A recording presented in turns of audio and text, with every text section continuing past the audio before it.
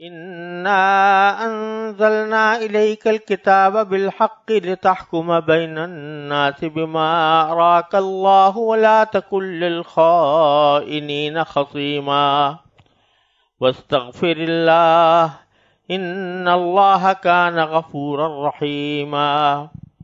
ولا تجادل عن الذين يختانون أنفسهم إن الله لا يحب من كان خوانا أثيما يستخفون من الناس ولا يستخفون من الله وهو معهم إذ يبيتون ما لا يرضى من القول وكان الله بما يعملون محيطا ها أنتم هؤلاء جادلتم عنهم في الحياة الدنيا فمن يجادل الله عنهم يوم القيامة أم من يكون عليهم وكيلا ومن يعمل سوءا أو يظلم نفسه ثم يستغفر الله يجد الله غفورا رحيما ومن يكسب إثما فإنما يكسبه على نفسه وكان الله عليما حكيما ومن يكسب خطيئة أو إثما ثم يرم به بريئا فقد احتمل بهتانا وإثما مبينا ولولا فضل الله عليك ورحمته لهم طائفة منهم أن يضلوك وما يضلون إلا أنفسهم وما يضرونك من شيء وأنزل الله عليك الكتاب والحكمة وعلمك ما لم تكن تعلم وكان فضل الله عليك عظيما۔ پیچھے آیت نمبر 78 میں اللہ تبارک و تعالی نے منافقین کی حمایت سے مسلمانوں کو منع کیا تھا کہ جن لوگوں کا نفاق ظاہر ہو جائے تو ان کی کسی بھی درجے میں حمایت کرنا کسی مسلمان کے لیے جائز نہیں ہے۔ اسی سلسلے کی ایک اہم ہدایت ان آیات میں دی گئی ہے جن کو میں نے ابھی تلاوت کیا، اور ان کا ترجمہ یہ ہے۔ پہلے ترجمہ کرنے کے بعد پھر اس کا شان نزول اور اس سے متعلق احکام وغیرہ انشاءاللہ ذکر کیے جائیں گے۔ آیات کا ترجمہ یہ ہے کہ بے شک ہم نے حق پر مشتمل کتاب تم پر اس لیے اتاری ہے تاکہ تم لوگوں کے درمیان اس طریقے کے مطابق فیصلہ کرو جو اللہ نے تم کو سجھا دیا ہے، اور تم خیانت کرنے والوں کے طرفدار نہ بنو، اور اللہ سے مغفرت طلب کرو، بے شک اللہ بہت بخشنے والا بڑا مہربان ہے۔ اور کسی تنازع میں ان لوگوں کی وکالت نہ کرنا جو خود اپنی جانوں سے خیانت کرتے ہیں، اللہ کسی بھی خیانت کرنے والے گنہگار کو پسند نہیں کرتا۔ یہ لوگوں سے تو شرماتے ہیں اور اللہ سے نہیں شرماتے، حالانکہ وہ اس وقت بھی ان کے پاس ہوتا ہے جب وہ راتوں کو ایسی باتیں کرتے ہیں جو اللہ کو پسند نہیں، اور جو کچھ یہ کر رہے ہیں اللہ نے اس سب کا احاطہ کر رکھا ہے۔ ارے تمہاری بساط یہی تو ہے کہ تم نے دنیاوی زندگی میں لوگوں سے جھگڑ کر ان کی حمایت کر لی، بھلا اس کے بعد قیامت کے دن اللہ سے جھگڑ کر کون ان کی حمایت کرے گا یا کون ان کا وکیل بنے گا؟ اور جو شخص کوئی برا کام کر گزرے یا اپنی جان پر ظلم کر بیٹھے پھر اللہ سے معافی مانگ لے تو وہ اللہ کو بہت بخشنے والا بڑا مہربان پائے گا۔ اور جو شخص کوئی گناہ کمائے تو اس کمائی سے خود اپنے آپ کو نقصان پہنچاتا ہے، اور اللہ پورا علم بھی رکھتا ہے، حکمت کا بھی مالک ہے۔ اور اگر کوئی شخص کسی غلطی یا گناہ کا مرتکب ہو پھر اس کا الزام کسی بے گناہ کے ذمے لگا دے تو وہ بڑا بھاری بہتان اور کھلا گناہ اپنے اوپر لاد لیتا ہے۔ اور اے پیغمبر، اگر اللہ کا فضل اور رحمت تمہارے شامل حال نہ ہوتی تو ان میں سے ایک گروہ نے تو تم کو سیدھی راہ سے بھٹکانے کا ارادہ کر ہی لیا تھا، اور در حقیقت یہ اپنے سوا کسی کو نہیں بھٹکا رہے ہیں اور یہ تم کو ذرا بھی نقصان نہیں پہنچائیں گے۔ اللہ نے تم پر کتاب اور حکمت نازل کی ہے اور تم کو ان باتوں کا علم دیا ہے جو تم نہیں جانتے تھے، اور تم پر اللہ کا فضل ہمیشہ بہت زیادہ رہا ہے۔ یہ آیات کریمہ ایک خاص واقعے کے پس منظر میں نازل ہوئی ہے۔ وہ واقعہ امام ترمذی نے اپنی جامع میں اور امام حاکم نے مستدرک میں روایت کیا ہے۔ پہلے اس واقعے کو سمجھ لیا جائے کیونکہ اس کا شان نزول ہے، لیکن جیسا کہ اللہ تبارک و تعالیٰ کی سنت ہے قرآن کریم کے بارے میں کہ اگر وہ کسی خاص واقعے کے پس منظر میں کوئی آیتیں نازل ہوتی ہیں تو ان خاص واقعے سے متعلق تو اس سے حکم معلوم ہو ہی جاتا ہے، لیکن اس سے ایک عمومی اور اصولی ہدایات بھی ہمیشہ کے لیے مسلمانوں کو ملتی ہیں۔ یہی صورت ان آیات کے بارے میں بھی ہے۔ تو یہ آیتیں اگرچہ عام ہدایتوں پر مشتمل ہے مگر ایک خاص واقعے میں نازل ہوئی ہے۔ واقعہ یہ ہے کہ مدینہ منورہ میں ایک خاندان تھا جو بنو عبیرق کہلاتا تھا۔ اس کے ایک شخص نے جس کا نام بشر تھا، وہ ایک ظاہری مسلمان تھا اور اندرونی طور پر منافق تھا۔ اس نے ایک صحابی حضرت رفاعہ رضی اللہ تعالیٰ عنہ کے گھر میں نقب لگا کر کچھ غلہ اور کچھ ہتھیار چرا لیے، اور غلہ لے جاتے وقت ہوشیاری یہ کی کہ غلے کی بوری کا منہ اس طرح کھولا کہ تھوڑا تھوڑا غلہ راستے میں گرتا جائے، یہاں تک کہ ایک یہودی کے گھر کے دروازے پر پہنچ کر بوری کا منہ بند کر دیا، اور بعد میں چوری کیے ہوئے ہتھیار بھی اسی یہودی کے پاس رکھوا دیے۔ جب چوری کی تفتیش شروع ہوئی تو ایک طرف غلے کے نشانات یہودی کے گھر تک پائے گئے اور دوسری طرف ہتھیار اسی کے پاس سے برآمد ہوئے۔ اس لیے شروع میں حضرت صلی اللہ علیہ وسلم کا خیال یہ ہونے لگا کہ چوری اسی یہودی نے کی ہے۔ یہودی سے پوچھا گیا تو اس نے کہا کہ ہتھیار تو میرے پاس بشر نامی شخص نے رکھوائے تھے، مگر چونکہ وہ اس پر کوئی گواہ پیش نہ کر سکا اس لیے آپ کا رجحان اس طرف ہونے لگا کہ وہ جان بچانے کے لیے بشر کا نام لے رہا ہے۔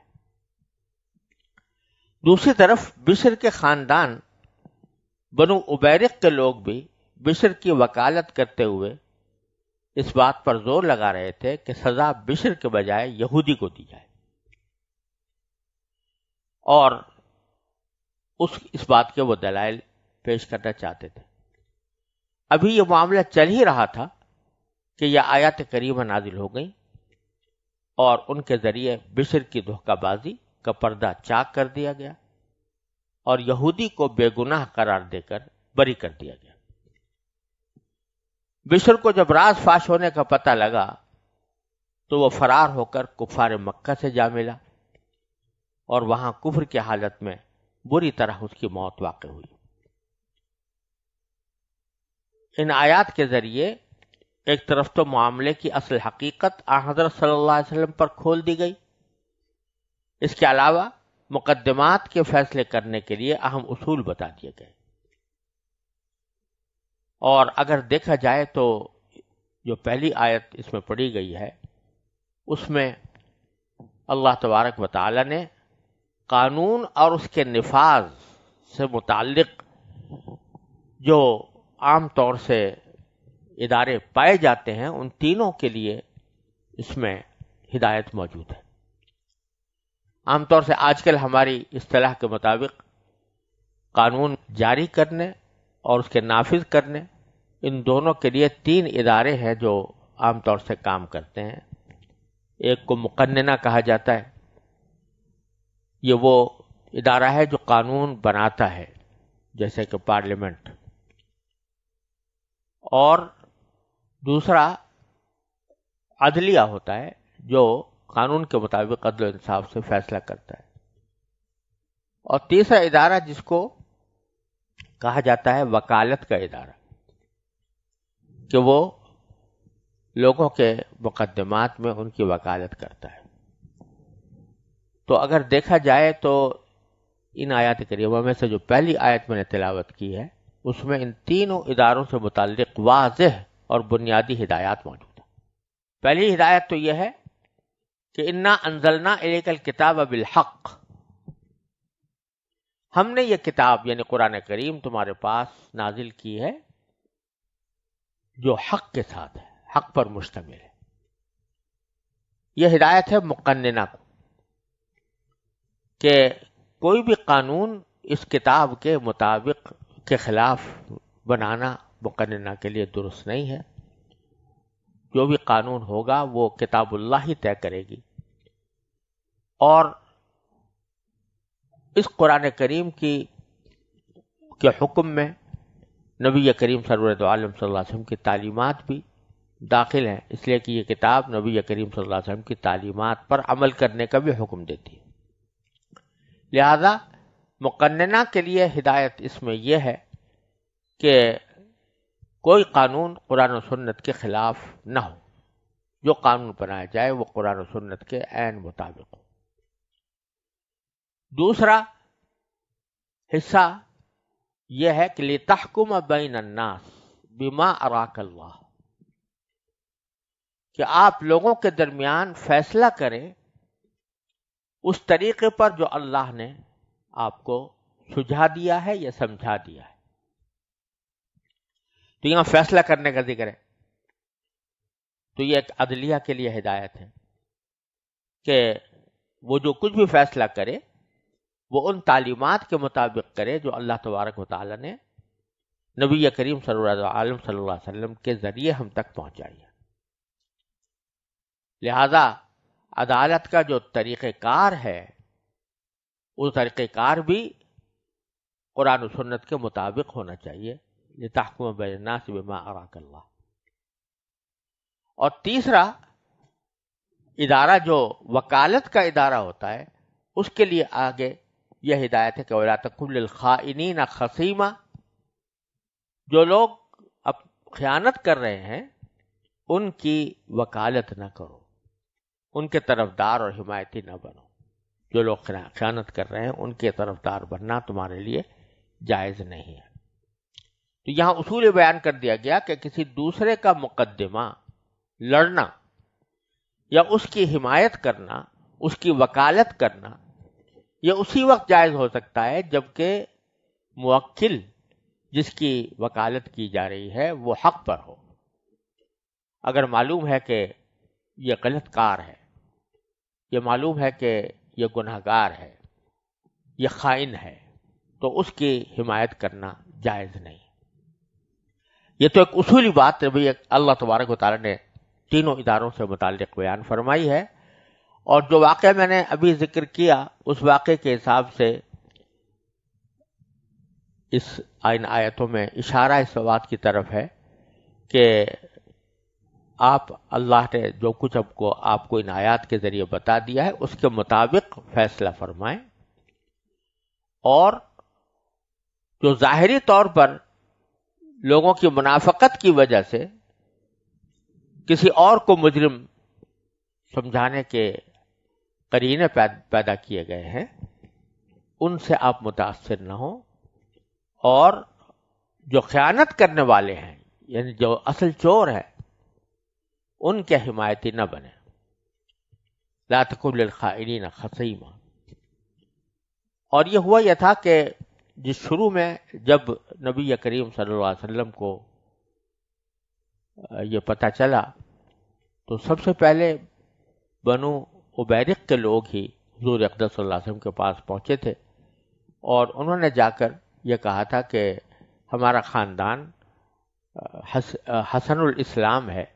اور اسلام اچھی طرح ہم مانے ہوئے ہیں، اور حالات بھی ہمارے خاندان کے اچھے ہیں. ہم پر ایک جھوٹا الزام لگایا جا رہا ہے کہ ہمارے ایک آدمی نے غلہ اور زرہ چوری کر لی ہے. تو حضور اقدس صلی اللہ علیہ وسلم نے اس موقع پر حضرت رفاعہ کے بھتیجے کو بلا کر یا بھتیجے کو بلا کر ان سے پوچھا کہ بھئی یہ کیا معاملہ ہے کہ آپ لوگ ایک ایسے شخص پر الزام لگا رہے ہیں جن کا خاندان اچھا خاصا مسلمان خاندان ہے. تو اگرچہ حضرت رفاعہ جن کے گھر میں چوری ہوئی تھی ان کے بھتیجے صورتحال سے واقف تھے اور جانتے تھے کہ یہ لوگ بنو بیرق کے لوگ دھوکہ دے رہے ہیں، لیکن جب رسول کریم صلی اللہ علیہ وسلم کی زبان مبارک سے یہ سنا کہ بھئی تم ایسے خاندان کے اوپر کیوں الزام لگا رہے ہو، تو وہ ڈر گئے حضور اقدس صلی اللہ علیہ وسلم خلاف ورزی لازم نہ آ جائے. اور اپنے چچا کے پاس جب پہنچے حضرت رفاعہ کے پاس، تو انہوں نے بھی جب پوچھا کہ رسول کریم صلی اللہ علیہ وسلم نے کیا فرمایا، تو اس پر بھی حضرت رفاعہ نے یہ کہا کہ اگر حضور ایسا فرما رہے ہیں کہ وہ اچھے لوگ ہیں تو ہمیں کچھ کہتے ہوئے ڈر محسوس ہوتا ہے. تو اللہ المستعان کہہ کر خاموش ہو گئے. تو یہاں پر اگرچہ نبی کریم صلی اللہ علیہ وسلم نے براہ راست کھل کر ان کی حمایت نہیں کی تھی، ایک سوال کے طور پر یہ فرمایا تھا کہ بھئی تم ایسے شخص پر کیوں الزام لگا رہے ہو یا ایسے خاندان پر کیوں الزام لگا رہے ہو، لیکن سننے والے نے اس کا مطلب یہ سمجھا کہ آپ ان کی حمایت کر رہے ہیں. تو اس تھوڑے سے رجحان کو بھی اللہ تبارک و تعالی نے فرمایا کہ جب تک کہ صورتحال واضح نہ ہو جائے، جب اللہ تعالی نے تم پر حقیقت کھول دی ہے تو ان خائنوں کی طرفداری میں آپ شامل نہ ہوں. وَلَا تَكُنْ لِلْخَائِنِينَ خَصِيمًا. اور ساتھ ہی فرمایا وَاسْتَغْفِرِ اللَّهِ، اللہ سے استغفار کیجیے. عام طور سے استغفار اس وقت کیا جاتا ہے جب کوئی گناہ سرزد ہو. نبی کریم سرورت عالم صلی اللہ علیہ وسلم معصوم تھے، آپ سے کوئی گناہ سرزد نہیں ہوتا تھا، لیکن یہاں کیونکہ ایک طبعی رجحان تھوڑا سا ہونے لگا تھا ان لوگوں کی طرف جو حقیقت میں مجرم تھے، اور ان میں سے ایک کا منافق ہونا بالکل واضح تھا، تو اس واسطے آپ کو فرمایا گیا کہ اس طبعی رجحان بھی آپ کے شایع نشان نہیں تھا، آپ کے بلند مرتبے کے شایع نشان نہیں تھا کہ آپ یہ طبیعت میں رجحان بھی پیدا کریں. لہذا استغفار فرمائیے اللہ تعالیٰ سے. ان اللہ کان غفورا رحیما، بے شک اللہ تعالیٰ بہت بخشنے والا، بہت مہربان ہے. پھر فرمایا ولا تجادل عن الذین یختانون انفسهم، اور کسی تنازع میں ان لوگوں کی وکالت نہ کرنا جو خود اپنی جانوں سے خیانت کرتے ہیں. اپنی جانوں سے خیانت کرنے کا معنی یہ کہ ایسے جرم کا ارتکاب کرتے ہیں جو خود ان کی جان کے لیے پھر آگے خطرناک ہے، دنیا میں یا آخرت میں. دنیا میں چوری کی سزا ملے اور آخرت میں عذاب ہو. تو جو لوگ اپنی جانوں کے ساتھ خیانت کر رہے ہیں، آپ ان کی طرف سے وکالت نہ کرنا. وَلَا تُجَادِلْ عَنِ الَّذِينَ يَخْتَانُونَ أَنفُسَهُمْ إِنَّ اللَّهَ لَا يُحِبُّ مَنْ كَانَ خَوَّانًا أَثِيمًا. بے شک اللہ تبارک و تعالی ان لوگوں کو پسند نہیں کرتا جو خیانت کرنے والے ہیں، گناہگار ہیں. یستخفون من الناس، یہ لوگ جو ہے اپنی خیانت میں، اپنے گناہ میں لوگوں سے تو شرماتے ہیں اور چاہتے ہیں کہ ان کا کرتوت عام لوگوں کے سامنے ظاہر نہ ہو. ولا یستخفون من اللہ، اور اللہ سے نہیں شرماتے. وَهُوَ مَعَهُمْ، حالانکہ اللہ تعالیٰ تو انہی کے ساتھ ہے ہر وقت. دوسروں کے بارے میں تو کہا جا سکتا ہے کہ بھئی یہ میری بات کو نہیں دیکھ رہے ہیں تو میں ان سے چھپ کر لوں، لیکن اللہ تعالیٰ تو ان کے پاس بھی موجود ہوتا ہے. اذ یبیتون ما لا یرضی من القول، جبکہ یہ راتوں کے وقت میں ایسی باتیں کرتے ہیں جو اللہ کو پسند نہیں ہے. یعنی تنہائی میں راتوں کو جب دوسرے مخلص مسلمان موجود نہیں ہوتے، اس وقت میں یہ آپس میں جو باتیں کرتے ہیں رات کو، تو عام مسلمانوں کو تو ان کا پتہ نہیں چلتا، لیکن اللہ تبارک تعالیٰ تو جانتے ہیں کہ یہ آپس میں کیا باتیں کر رہے ہیں. وَكَانَ اللَّهُ بِمَا يَعْمَلُونَ مُحِيطًا، اور جو کچھ یہ کر رہے ہیں اللہ نے ان سب کا احاطہ کر رکھا ہے. پھر ان لوگوں کو جو ان منافقین کی حمایت کرنے کے لیے آئے تھے، ایک بڑے واضح الفاظ میں تنبیہ کرتے ہوئے فرمایا کہ ہا انتم ہا اولائی جادلتم عنہم فی الحیات الدنیا. ہا انتم ہا اولائی لفظی معنی یہ ہے کہ ہا کا لفظ تنبیہ کے لیے آتا ہے، اور تنبیہ کرنے کے لیے فرمایا گیا کہ تم وہی تو لوگ ہو، تم ایسے ہی تو لوگ ہو. ہا انتم ہا اولائی، ترجمہ ہم نے اس کا اس طرح کیا ہے کہ ارے تمہاری بساط یہی تو ہے کہ تم نے دنیاوی زندگی میں لوگوں سے جھگڑ کر ان خیانت کرنے والوں کی حمایت کر لی. جادلتم عنہم فی الحیات الدنیا، تو تمہاری بساط اتنی تھی کہ تم ان کی حمایت کر لیتے دنیا کے اندر. فمن یجادل اللہ عنہم یوم القیامہ، بھلا اس کے بعد قیامت کے دن اللہ سے جھگڑ کر کون ان کی حمایت کرے گا؟ امن یکون علیہم وکیلا، یا کون ان کا وکیل بنے گا؟ تو یہاں تو تم حمایت کر لو گے، لیکن اللہ تعالیٰ کے ہاں جب پہنچو گے تو تمہاری ساری کرتوت کا راز کھل جائے گا، اور تمہاری حمایت ان مجرموں کو بچا نہیں سکے گی. لیکن ساتھ ہی اللہ تبارک و تعالیٰ ہمیشہ جب کسی گناہ کا اور اس کے عذاب کا تذکرہ فرماتے ہیں تو ساتھ ساتھ تسلی بھی دیتے ہیں کہ اگر کوئی شخص غلطی سے کسی گناہ میں مبتلا ہو گیا ہے تو وہ مایوس نہ ہو، اور مایوسی کی وجہ سے کام ہاتھ پر ہاتھ رکھ کر نہ بیٹھ جائے، بلکہ اللہ تعالیٰ نے تب توبہ کا دروازہ ہر وقت کھولا ہوا ہے. جب تک انسان موت کے دہانے پر نہیں پہنچ جاتا اس وقت تک اس کے لیے دروازہ توبہ کھلا ہوا ہے. تو فرمایا وَمَن يَعْمَلْ سُوءًا أَوْ يَظْلِمْ نَفْسَهُ، جو شخص کوئی برا کام کر گزرے یا اپنی جان پر ظلم کر بیٹھے، اور یظلم نفسہ یظلموا انفسہم، اپنی جان پر ظلم کرنا، اپنی جان سے زیادتی کرنا، یہ قرآن کریم کی اصطلاح ہے جو گناہ کے کاموں کے لیے استعمال ہوتی ہے. کہ کوئی آدمی گناہ کر بیٹھا تو گویا اپنی جان پر اس نے ظلم کیا، کیونکہ اس کا نتیجہ اس کی جان کے لیے آخرت میں نہایت برا ہوگا. تو من یعمل سوءا او یظلم نفسہ ثم یستغفر اللہ، پھر اللہ سے معافی مانگ لے تو یجد اللہ غفور الرحیم، تو اللہ تعالیٰ کو وہ بہت بخشنے والا بڑا مہربان پائے گا. لہذا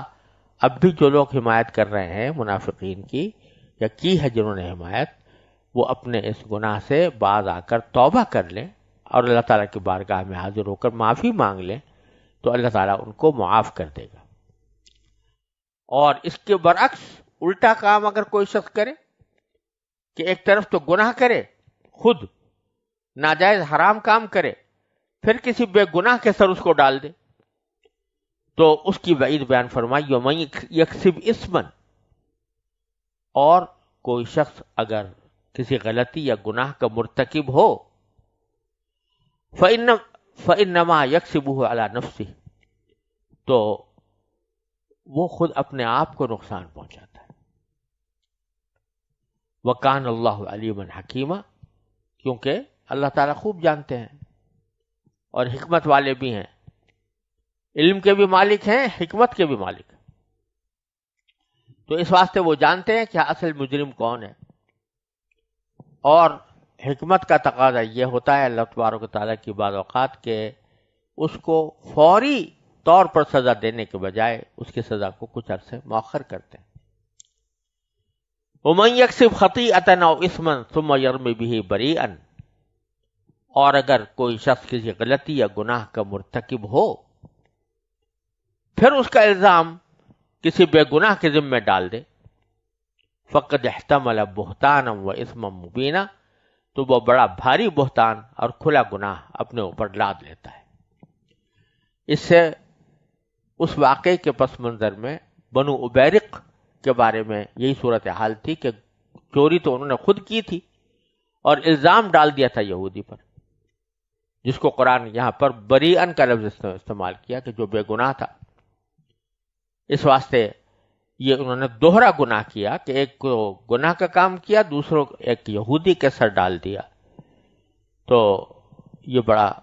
بہتان انہوں نے اپنے سر پر لادا اور کھلا گناہ انہوں نے اپنے نام اعمال میں بڑھایا۔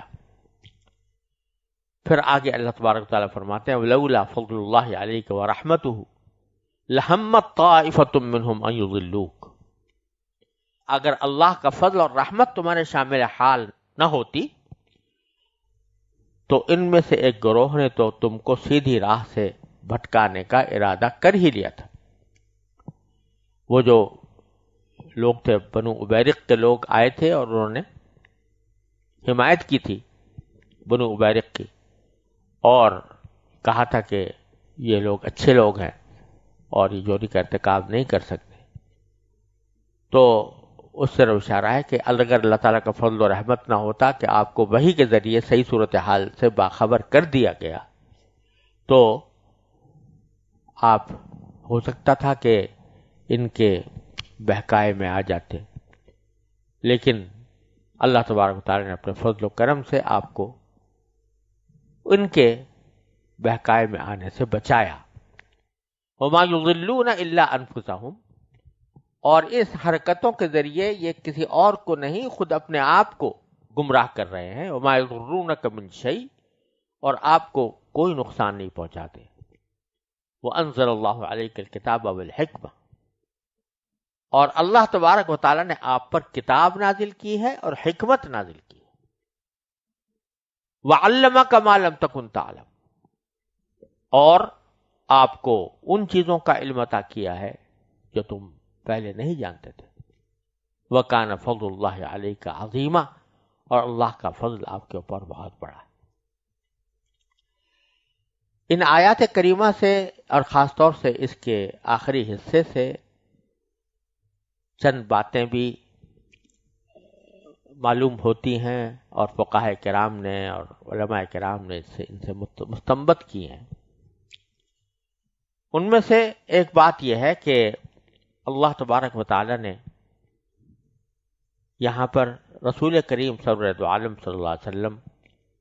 کو اس بات کی اجازت دی کہ آپ فیصلے کریں بما اراک اللہ، اللہ کے اس بات کے مطابق جو اللہ نے آپ کو سجھائی۔ تو اس میں یہ بات کہ اللہ تعالیٰ سجھا دے، یہ بات تو خود نبی کریم سرورد عالم صلی اللہ علیہ وسلم ہی کے ساتھ خاص ہے کہ اللہ تعالیٰ کی طرف سے وحی آ جائے اور آپ کو صحیح صورتحال کا علم ہو جائے۔ تو اس سے یہ بات معلوم ہو رہی ہے کہ اگر کبھی نبی کریم سرورد عالم صلی اللہ علیہ وسلم دین کے معاملے میں یا کسی قضیے کے تصفیے میں اپنی رائے سے یا اپنے اجتہاد سے کوئی فیصلہ فرماتے تو اس فیصلہ کرنے کی اجازت تو تھی آپ کو، لیکن ساتھ ساتھ یہ بات تھی کہ اگر اس فیصلے میں نفس الامر کے مطابق کوئی بات نفس الامر کے مطابق نہ ہوتی تو اس پر اللہ تعالیٰ کی طرف سے اس کی اصلاح کر دی جاتی تھی۔ لہذا نبی کریم سرورد عالم صلی اللہ علیہ وسلم کا کوئی قول یا کوئی فعل یا کوئی فیصلہ جو آپ نے اپنے اجتہادی سے کیوں نہ کیا ہو وہ غلط نہیں ہو سکتا، کیونکہ اگر اس میں کوئی غلطی ہوتی تو اللہ تبارک و تعالیٰ اس کے اوپر اسی طرح آیات نازل کر کے یا وحی غیر مطلوب کے ذریعے آپ کو اس پر متنبہ فرما دیتے، جیسا کہ ان آیات کے اندر ہوا۔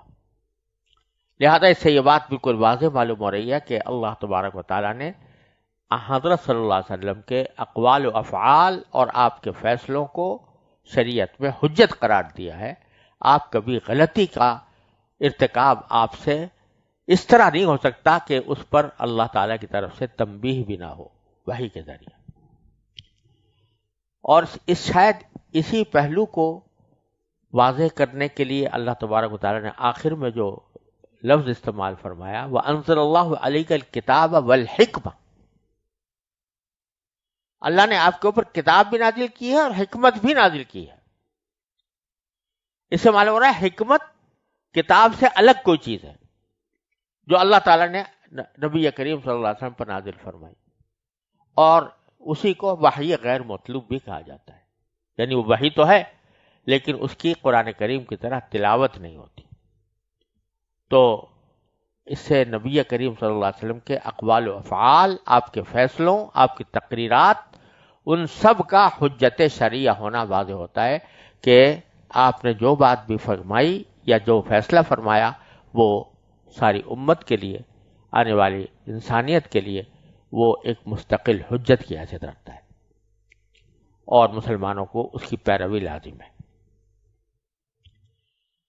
اور اللہ تبارک و تعالیٰ نے اپنے فضل و کرم سے بعد کے آنے والوں کے لیے، فیصلہ کرنے والوں کے لیے یہ فرمایا ہے کہ وہ اپنے اجتہاد سے فیصلہ کر سکتے ہیں بشرطے کہ اجتہاد نصوص کے خلاف نہ ہو. لیکن کسی کے بھی اجتہاد کو ایسا نہیں کہا جا سکتا کہ یہ دوسرے کے لیے حجت ہے، کیونکہ یہاں پر یہ صورت نہیں ہے کہ وحی جاری ہو اور اگر کوئی شخص فیصلہ کرے تو اس میں کوئی غلطی ہو تو اس غلطی پر اللہ تعالیٰ کی طرف سے تنبیہ کر دی جائے. لہذا یہ دعویٰ کوئی اور نہیں کر سکتا کہ میرا ہر فیصلہ یا میرا ہر اجتہاد صحیح اور حجت ہے. اس میں اختلاف رائے بھی ہو سکتا ہے، اور اس اختلاف رائے کے تحت مجتہدین کے درمیان اختلاف بھی ہوا ہے، اور ان میں سے کسی کو بھی باطل محض نہیں کہا جا سکتا.